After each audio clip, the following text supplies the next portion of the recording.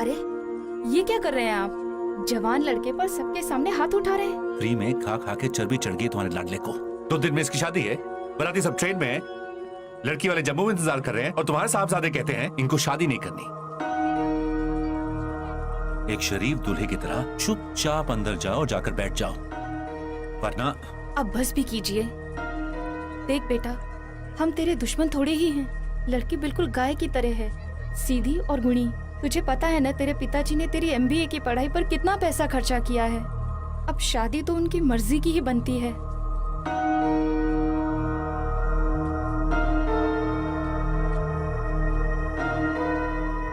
ऋषि वाराणसी में पैदा हुआ।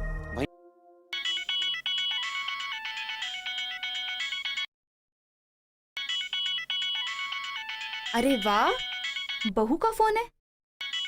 उठा ले बेटा, उससे बात करेगा तो अच्छा लगेगा। चल मुझे जाने दे। हेलो ऋषि जी। ऋषि जी आप सुन रहे हो ना? हाँ स्वाति, सुन रहा हूँ, बोलो। ऋषि जी ये क्या है? शर्माने का हक तो सिर्फ दुल्हन को होता है ना, और आप दुल्हा की शर्मा रहे हो। मैं स्वाति, मैं बाद में बात करता हूँ। ऋषि जी बात कीजिए ना। मैंने ना स्पेशली आपके लिए कमल ककड़ी की पकौड़ियाँ बनानी सीखी हैं, सिर्फ और सिर्फ आपके लिए। बात कर। अंदर जाओ।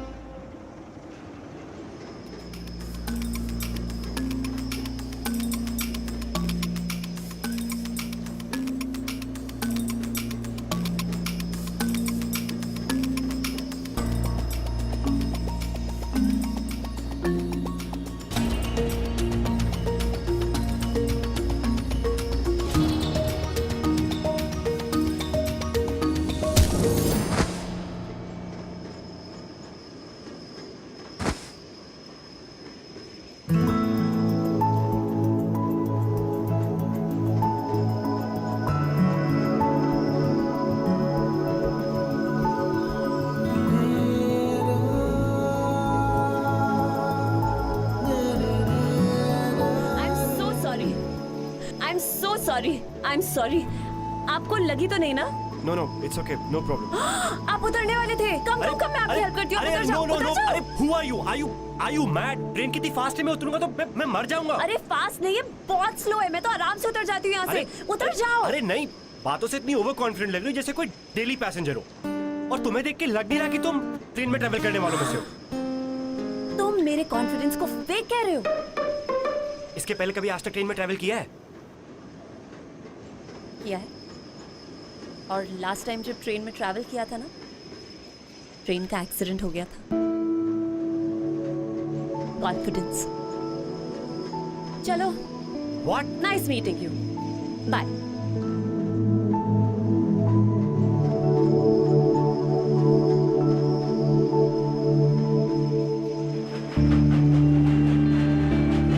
Nothing less than a blessing.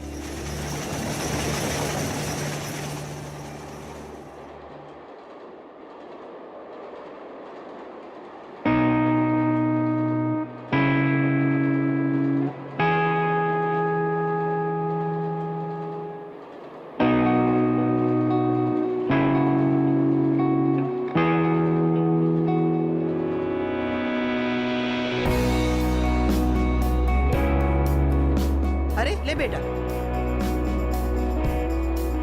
जीजी तुम लेट जाओ, लगता है तुम बहुत थक गई हो। नहीं, हम यहाँ बैठे ही ठीक हैं। लेटने के लिए ऊपर की सीट पर जाना होगा। दरअसल हमारे जोड़ों में बहुत दर्द है। ऊपर जाने की क्या जरूरत है? हम यहीं कुछ एडजस्ट कर लेते हैं, आप नीचे लेट जाओ। नहीं, कोई जरूरत नहीं है मेहमानों को परेशान करने की। अगर आप ऊपर नहीं जा सकती तो चुपचाप यहाँ बैठे रहिए।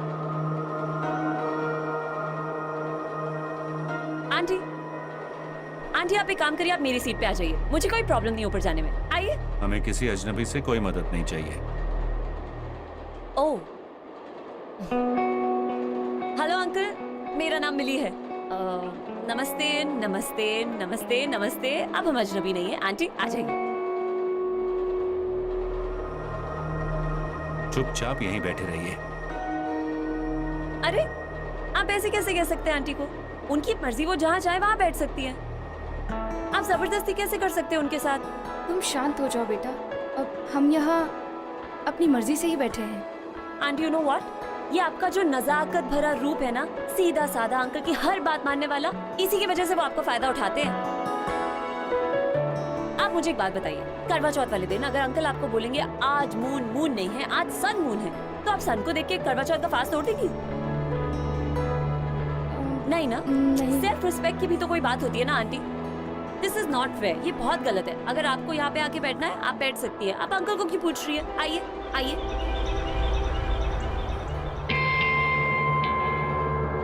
वो क्या है ना, जिसे तुम गलत समझ रही हो ना, वो हमारी परंपरा है। अपने पति की आज्ञा का पालन करना ये हमारा धर्म है, संस्कृति है। पर तुम जैसी लड़की ये क्या समझेगी? यू आर राइट अंकल, इन सब चीजों में मेरा IQ थोड़ा कम है। Sorry aunty. फट्टू।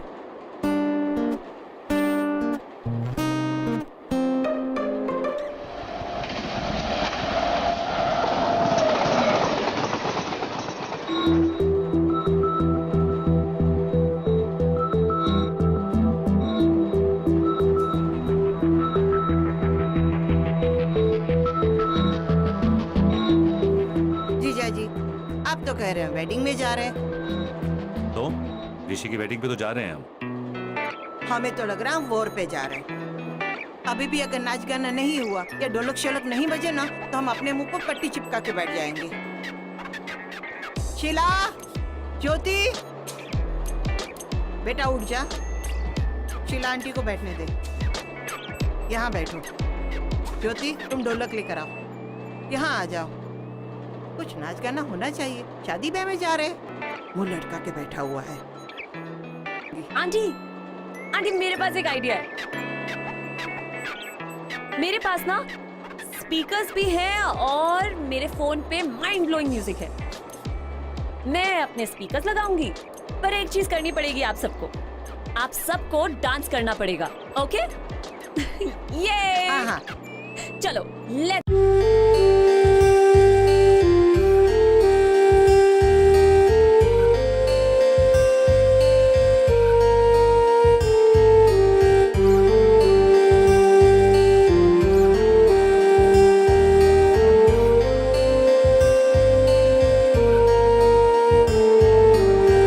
आंखों में रहता है चेहरा तेरा, होठों पे रहता है नगमा तेरा। मेरे जहन में बस एक तू, तेरे सिवा क्या है मेरा हमनवा। ओ हमनवा, हमनवा, ओ हमनवा, हमनवा, ओ हमनवा, हमनवा, ओ हमनवा।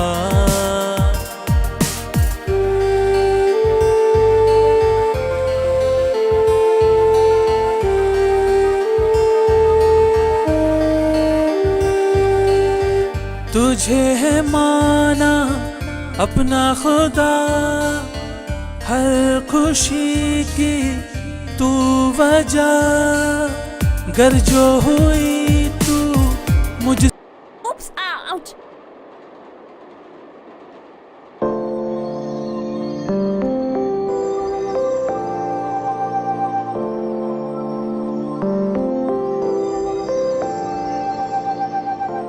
सॉरी सॉरी, वो बेटा संभल के। हाँ सॉरी, वो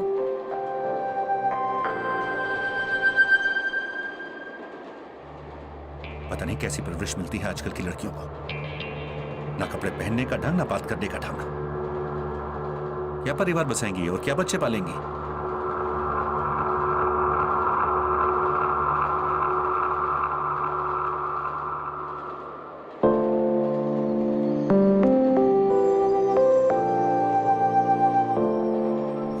जीना है तो वो करो जो तुम्हारा दिल कहता है, ना कि तुम्हारे पापा। और once do something for yourself. मैं बाहर तुम्हारा वेट कर रही हूँ।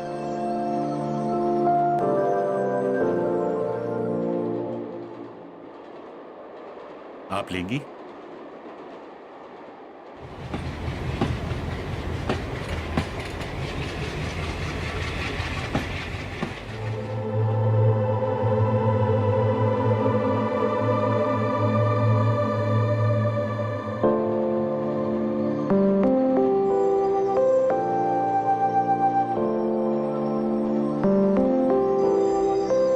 हाय। हेलो। वो एक्चुअली थैंक्स कहने की कोई ज़रूरत नहीं है। कोई भी अगर अच्छा इंसान होता तो उस समय वही करता जो मैंने किया। Thank you. तुम्हें ऐसा लग रहा है मैंने तुम्हें थैंक यू कहने के लिए बुलाया है। सॉरी। वैसे क्या देखा तुमने? एक्चुअली हम दोनों इतने पास थे ना एक दूसरे के, कुछ देखने का मौका ही नहीं मिला। Bad luck. Bad luck, you are such a cheapster. तुम्हारे साथ डांस किया, तुम्हारी गोद में गिरी, उसका तुम ये मतलब निकाल रहे हो, राइट? Anyway thank you. वो आज तुमने मेरी मॉम को जो सपोर्ट करा मेरे डैड के सामने। वैसे ये तुम्हारा काम था, you know that, right? I know. तुमने अपनी शक्ल देखी है? ऐसा लगता है प्रेशर कुकर है जिसके अंदर बहुत कुछ पक रहा है लेकिन सीटी नहीं बज रही। अपने आप को चेक करा लो, नहीं तो ब्लास्ट हो जाओगे एक दिन। तो क्या करूं यार, मेरी जिंदगी तुम्हारी जैसे बिंदास नहीं है ना। ऐसे पेरेंट्स जो मिलके जो समझने के लिए तैयार ही नहीं है। शादी, सांस, सब उनकी मर्जी से लेना पड़ रहा है। मेरा ना दम घुट रहा है। एग्जैक्टली यही चीज जाके कह दो अपने मम्मी पापा को। अभी देखो कैसे सब कुछ बोल रहे हो मेरे सामने। तुम्हें उनको जाके बताना पड़ेगा कि तुम क्या चाहते हो, ये तुम्हारी ड्यूटी है। मुझे देखो 2 महीने की छुट्टियां लेके जा रही हूँ मैं पठानकोट, विशाल के साथ छुट्टियां मनाने। एंड लुक एट यू, तुम हो ही फट्टू। और अगर फट्टू नहीं हो ना तो जाके कह दो अंकल को कि तुम ये शादी नहीं करना चाहते। सिंपल। लिसन, मैं फट्टू नहीं हूँ। मैं अपने डैड की रिस्पेक्ट करता हूँ, उनकी इज्जत करता हूँ। उन्होंने बहुत पैसा खर्च किया मुझ पर, मुझे बहुत पढ़ाया है। छोड़ो, तुम नहीं समझोगी। तुम्हारी लाइफ मेरे जैसी नहीं है ना। तुम्हें ऐसे पेरेंट्स जो दिए जिनके पास तुम्हारे लिए टाइम ही नहीं है। एकदम खुली आजादी, खुले पैसे, सब कुछ देख के तुम्हें छोड़ दिया। तुम्हारी गलती नहीं है। ठीक कह रहे हो तुम। मेरे पेरेंट्स के पास मेरे लिए कोई टाइम नहीं है, क्योंकि मेरे पेरेंट्स तो इस दुनिया में है ही नहीं।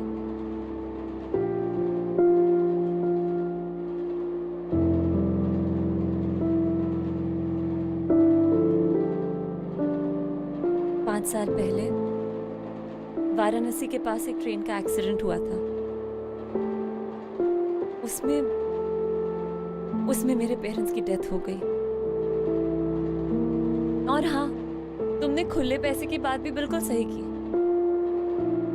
गवर्नमेंट ने दिए थे 6 लाख मरे हुए लोगों के लिए और 3 लाख इंजर्ड लोगों के लिए। तो मेरे पास 12 लाख है मम्मी पापा की डेथ के, और 3 लाख मुझे मिले थे क्योंकि मुझे भी थोड़ी इंजरी हुई थी। उनके चले जाने के बाद फिलहाल मैं अपनी कजन सिस्टर और उसके हस्बैंड के साथ रहती हूँ।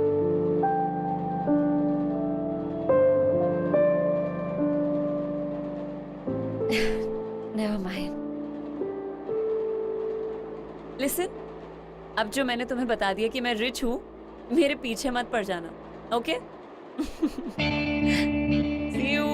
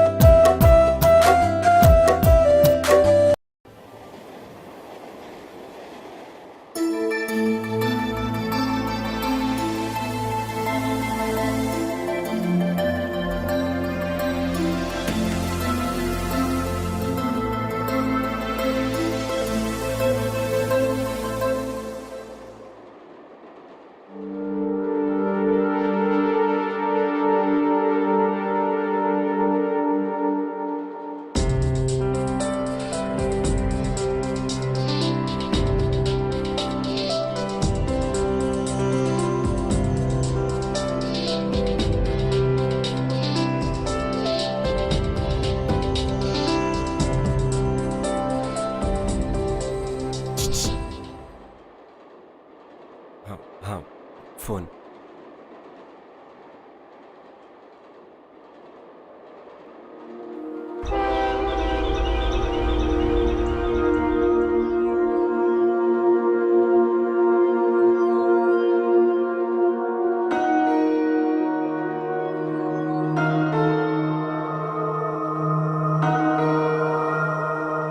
तुम्हारा ध्यान कहाँ है?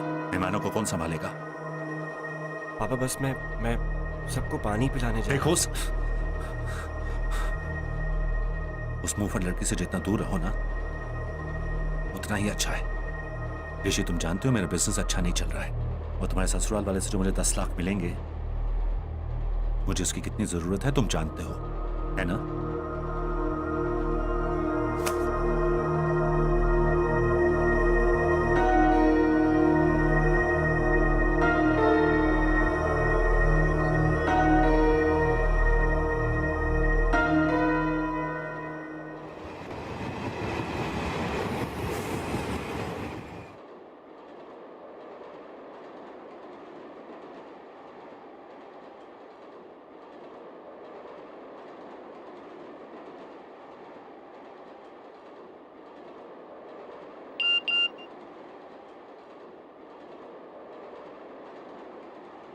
आई एम रियली सॉरी, मुझे तुम्हारे पेरेंट्स के बारे में नहीं पता था। But hey, you such a happy soul यार। तुम्हें मेरा सेल नंबर कैसे मिला? वो तुम्हारा फोन गिरा था ना, मैंने तभी चुरा लिया।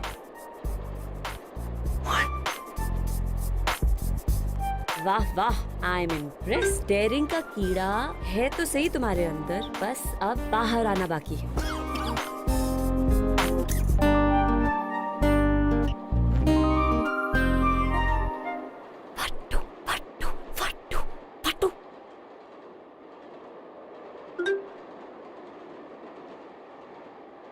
फट्टू, कभी तो जिंदगी में बहादुर बनोगे। यू नो, मेरे बॉयफ्रेंड विशाल में यही एक खूबी है, उसको किसी की पड़ी नहीं है। एक दिन तो मुझे अपने रूम तक लेके चला गया था। तुम अपने बॉयफ्रेंड के साथ उसके रूम में अकेले गई थी? चीपो, डोंट गेट आइडियाज। ख्यालों में मैं उसके घर गई थी। हाँ, इसमें क्या है? ऐसे तो ख्यालों में मैंने बड़े बड़े कांड कर रखे हैं। वैसे तुम लोग मिले कैसे? अभी हम मिले ही कहाँ हैं, इसीलिए तो उससे मिलने जा रही हूँ। तुम आज तक उससे मिली नहीं, पहली बार मिलने जा रही हो? You are mad. 12 बजे मिल सकते हो, जब सब सो जाएंगे।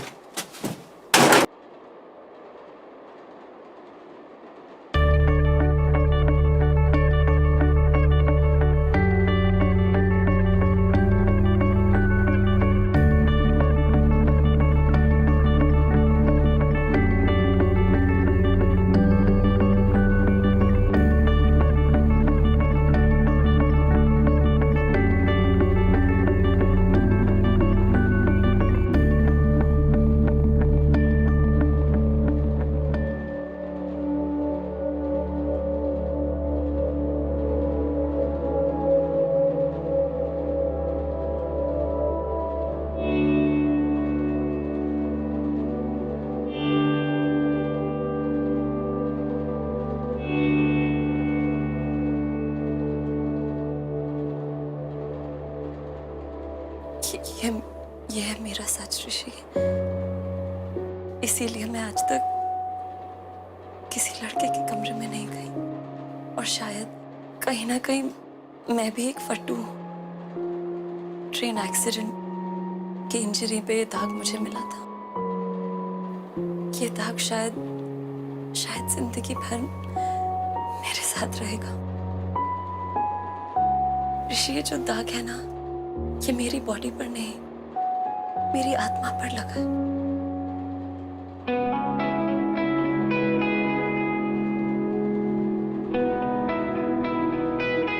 मम्मी पापा के गुजर जाने के बाद मैंने ही खुद को पाल पोस के बड़ा किया है।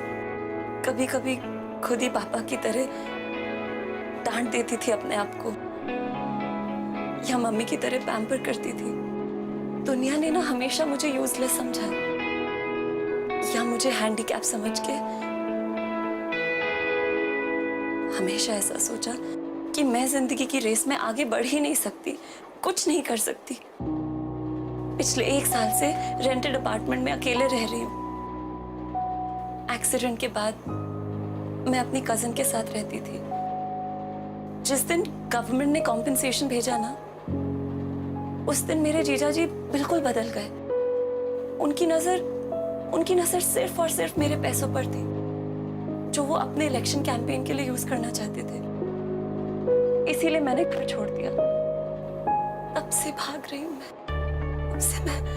मैं उनसे भाग रही हूँ, और वो मेरे पीछे पड़े हुए हैं। इसीलिए जा रही हूँ विशाल के पास।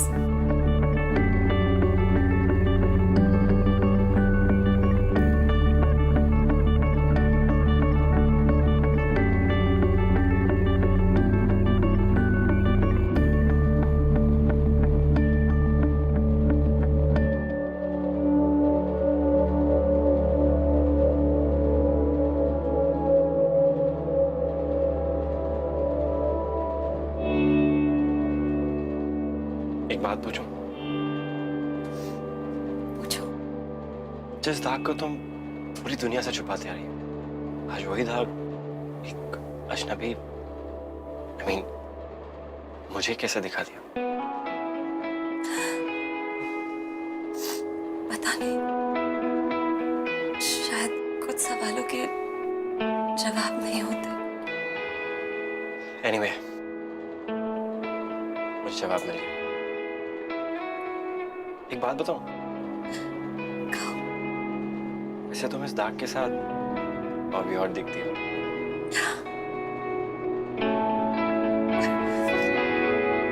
जी।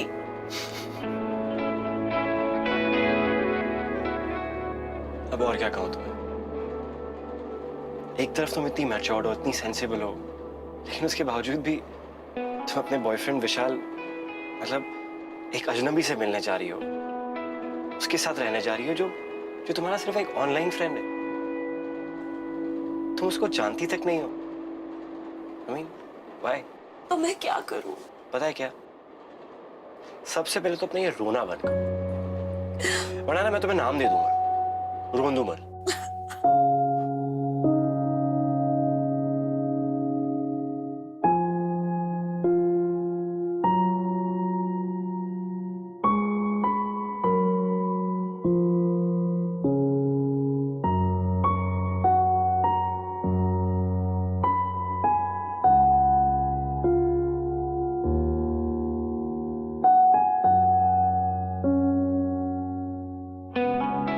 शादी होने वाली,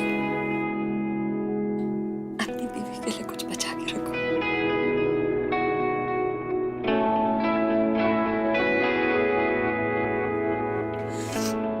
आंसू पोंछ लेती हूँ।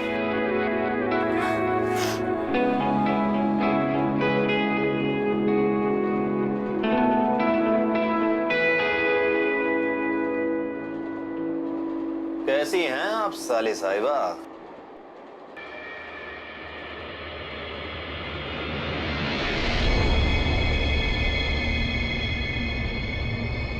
मेरे पीछे क्यों पड़े हुए? अब हमें इस तरह तुम्हारे पीछे भागना कोई अच्छा थोड़े ना लगता। क्या करूं? तुम हो सोने का चिड़िया। अगर हम आजाद कर देंगे, कोई दूसरा बहेलिया तुम्हें अपने पिंजड़े में कैद कर ले। प्लीज प्लीज ऐसी बातें करना बंद कीजिए। कम से कम दीदी के बारे में सोचिए। अरे कमाल कर रही हो, इसे हम केवल अपने लिए नहीं कर रहे हैं, अरे दीदी के लिए भी तो कर रहे हैं ना। देखो देखो, हमें इलेक्शन जीतने के लिए चाहिए पैसा, जो है तुम्हारे पास। अगला स्टेशन है पठानकोट, वहां से हम सीधे वाराणसी जाएंगे। तो अपने अकाउंट से निकाल कर पैसे दे दो बस, उसके बाद जहां जी करे जाओ। फिर जीजा भी खुश, साली भी खुश। ये क्या हुआ? ओ हीरो, तू जहां खड़ा है ना वहीं खड़ा रहे, चुपचाप। तूने जरा सा भी हिलने की कोशिश की ना, तुझे चलती ट्रेन से उठाकर बाहर फेंक देंगे, समझ में आया? हाँ, तो क्या कह रहे थे? जिनके आगे जी, जिनके पीछे जी, जिनके आगे पीछे जी जी, ये हमारी साली है, हम इनके जीजा जी।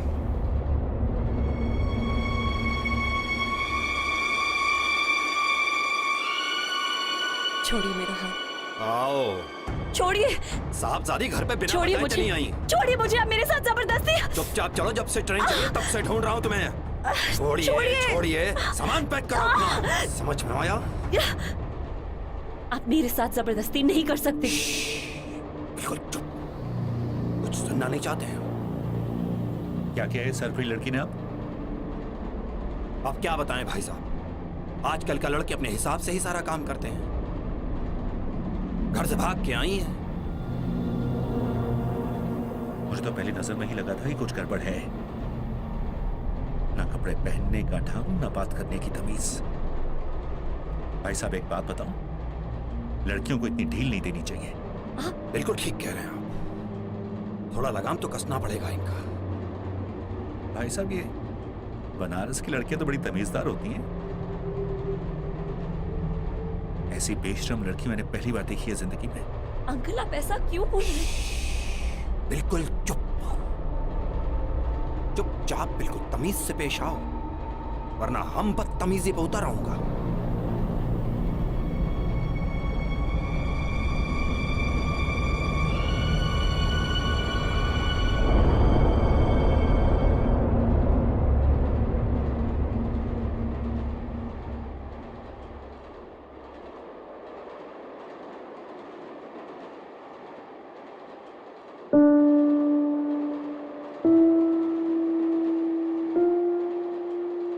बजरंग, अपना सामान उठा कर लाओ।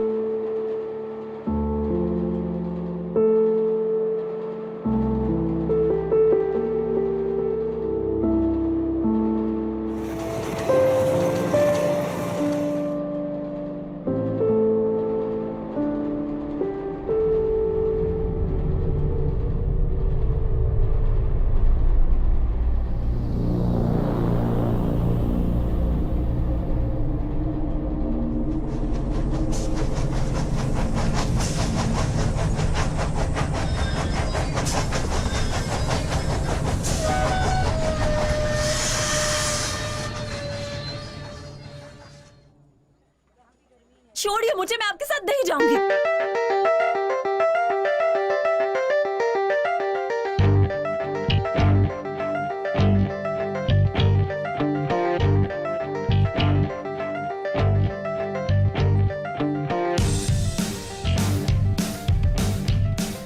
छोड़िए मुझे, चुपचाप चलो। आप ऐसे जबरदस्ती नहीं कर सकते हम मेरे ऐसा साथ। नहीं करेंगे। Please somebody help। विशाल,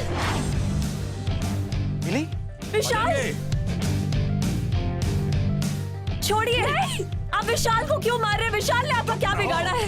नहीं,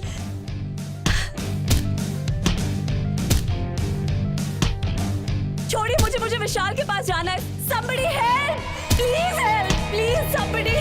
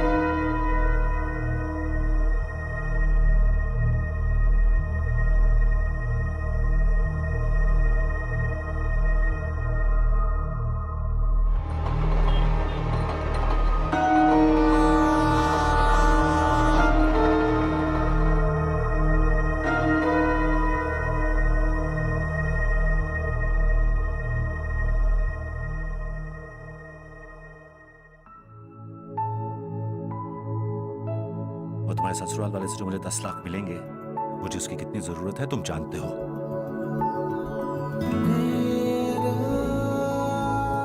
तुम हो ही फट्टू, और अगर फट्टू नहीं हो ना तो जाके कह दो अंकल को कि तुम ये शादी नहीं करना चाहते। सिंपल।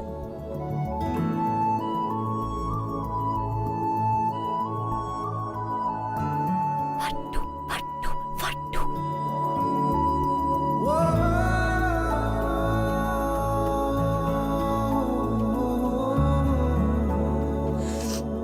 आंसू पूछ लेते हो।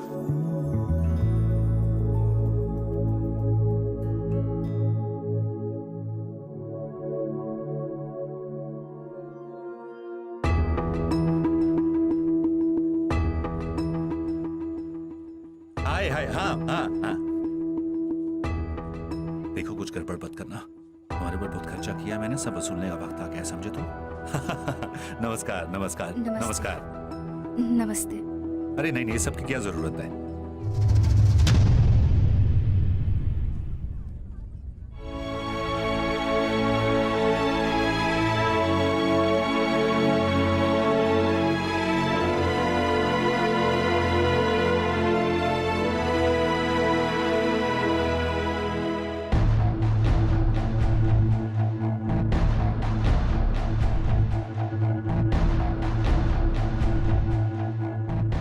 I am sorry. I think मैं जो बोलने वाली हूँ वो आप लोगों को बहुत गलत लगेगा। अगर एक दूल्हे को शादी के मंडप से उसकी गर्लफ्रेंड भगा के ले जाए तो वो तो गलत ही होगा ना। अंकल ये आपकी बेटी को कभी खुश नहीं रख पाएगा। You will never be happy with him. In fact शादी के बाद तो ये खुद भी खुश नहीं होगा। Because the truth is, ये मुझसे प्यार करता है।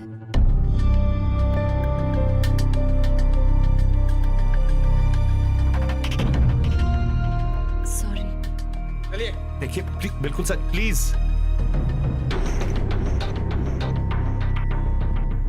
अंकल देखिए,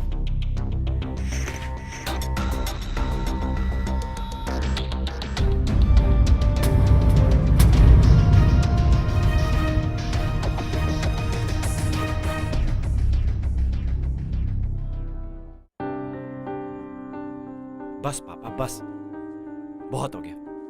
आपकी खुशी के चक्कर में हम सब लोग दुखी हैं।